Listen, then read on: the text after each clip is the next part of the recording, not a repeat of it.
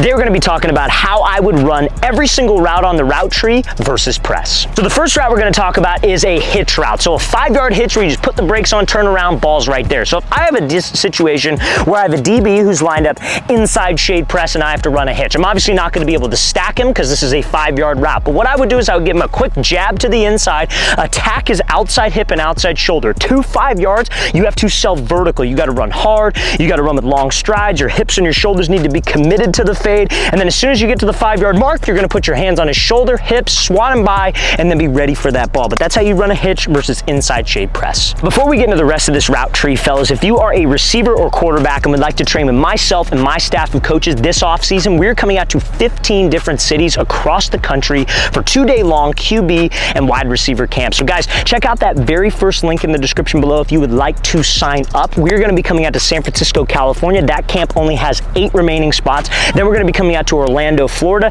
Same with that camp, that has about 10 to 12 remaining spots. Phoenix, Arizona, which has about 12 to 15 spots remaining. And then we're going to be coming out to Charlotte, North Carolina, Austin, Texas, Las Vegas, Nevada, Seattle, Washington, Chicago, Illinois, Newark, New Jersey, Birmingham, Alabama. Then we'll be coming out to Houston, Texas, Boston, Massachusetts, Boise, Idaho, Columbus, Ohio, and Los Angeles, California. So guys, want some more information? Very first link in that description below. We'd love to have you there. Now we're going to be talking about how you would run a slant route versus inside shade press. So remember, the DB who's inside shade, his goal is to not let me get to the inside. If I just give him a move, try to run around him, that DB is going to hold his leverage, keep his leverage, and reroute me to the inside of the field, which will decrease spacing. I'll be running right on top of my slot receiver or right into my offensive line if I am a slot receiver, and I'm not going to get separation. So what we'd want to do is something called a diamond release. So I'd want to attack his outside hip and outside shoulder for 3 steps, push like I'm selling vertical, similar to the hitch. On the 3rd step, I put the brakes on, swat, slip under, and then I got that ball right there on that slant. Now we're going to talk about how you would run a 5-yard out route versus a DB who's in outside shade press. So if he's outside shade press, his goal is the opposite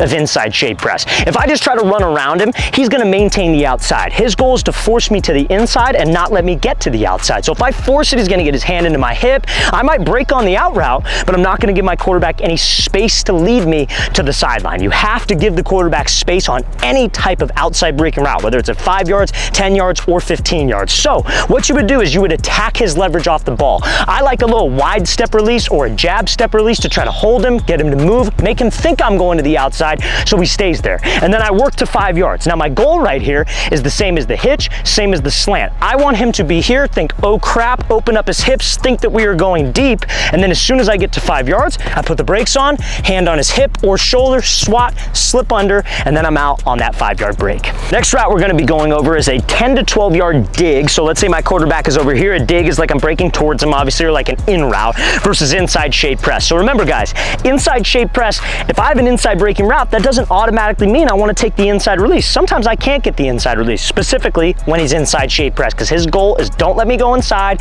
and force me to the sideline, because the sideline is his help. So how I would run this route, because now it's a 10-yard route. It's not a 5-yard route. It's not a quick slant. I have time to stack him, which essentially means get over the top of the DB and have him trailing behind you. So you could give him a move to the inside. He might go, and then we got separation. Because guys, if I'm running a 10 to 12-yard in route, let's say I'm on the outside, top of the numbers, I can't end up on the other hash. I got to stay on the right side of the field, so I can't just force this inside release. So how I would do this, you could do a lot of different releases, but I like a crossover release, which is where you step outside, fake back in to hold his leverage, outside release, and my goal is to get hip to hip and step over the top of him and work up to my route. Now I got him stacked, I give him a move outside, and then go. Now let's say I can't stack him. If I can't stack him and he's right on my hip, what do you think I would do? Just like the slant, just like the 5-yard hitch, I put my hand on the back of his hip, back of his shoulder, and then slip under him, because spacing is way more important, you guys, and timing, than making sure we take an inside release on an inside breaking route.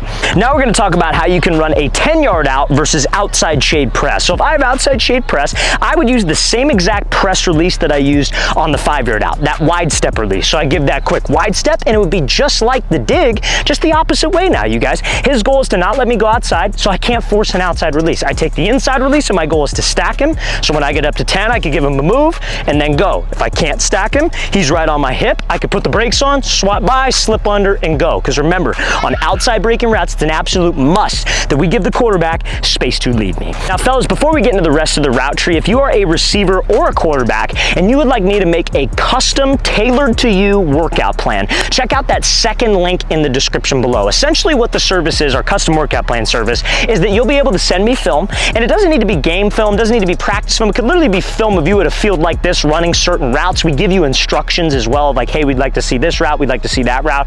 But essentially you'd send me film, and then what I would do is I would break down the film and give analysis where I'm drawing on the screen, kind of like what I do on certain YouTube videos where I'll draw on it, be like, hey, here's where you can improve, here's where you can improve, and then I will construct an 8-week workout plan specifically tailored to the weak points of your game. So guys, if you're interested in that, check out that second link in the description below. We'd love to get you on our custom workout plan service. Now we're gonna be talking about how you would run a post route versus inside shade catch man coverage, okay? So now it's pretty much the same exact thing as the dig, but now my release would change, right? So catch technique is when a DB is maybe like 2 to 3 yards away from us, and if he's inside shade, his goal remains the same. Don't let us get to the inside, force us outside. So I can't just do this crossover release because there's too much space between us. Even if he jumps, he could still cut me off to the angle and make it tough for me to stack. So what I want to do is I want to bring that line of scrimmage to him, and I use something called a punch crossover release. So you bring this back foot up to where your toes are even with your front heel. So you punch, you push off to close the space, then you do your crossover. Bring the line of scrimmage to him. So now I close the space so it's easier to get right past his hip, to stack him to 10 yards, give him a move, and same thing as usual. If I can't stack him and he's on my hip, I can swat, slip under, and win on that post route. Now we're gonna talk about how you would run a corner route versus outside shade catch man technique. So again, remember, if he's press man and I have to run a 10-yard out, I honestly separate my routes releases by inside breaking and outside breaking routes. I don't think of it as individual routes, but I want to walk you through this so you could see it. But it's the same concept. We're still trying to stack, and if we can't stack, we throw by. But if he's 2 to 3 yards away, a release I like to do to close the space, because remember, we want to close the space so the DB can't beat me to the angle, and I get hip to hip with him. But I like doing something called a triple step release. So the first step of this release is I'll kick behind my front foot with my right foot, and I'm talking as quick as you possibly can. You kick, and then it is right, left, right, or 1, 2, 3. So I bring the line of scrimmage to him, I'm threatening his leverage, and then I take that inside release to try to stack him,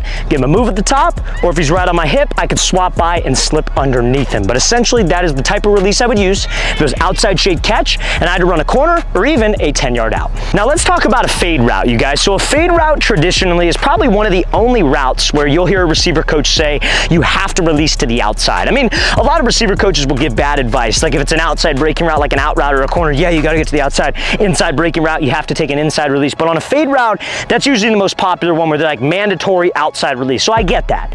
I'm a believer that I feel receivers could release outside or could release inside if they don't have something outside breaking from the slot. So let me give you a play scenario. Let's say I have to run a fade on the outside.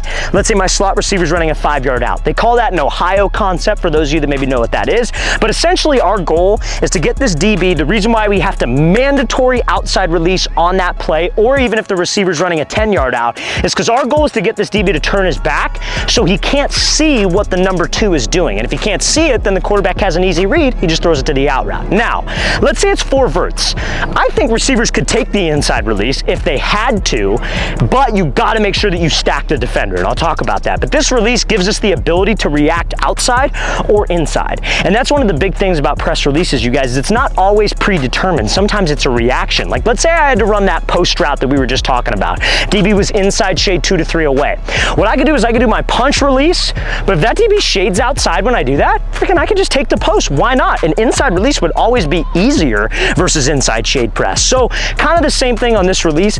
I call this a hesitation skip release. So we come up here, my left foot's up. The first step of this release is a kick behind with your back foot. So you kick, and then this foot skips.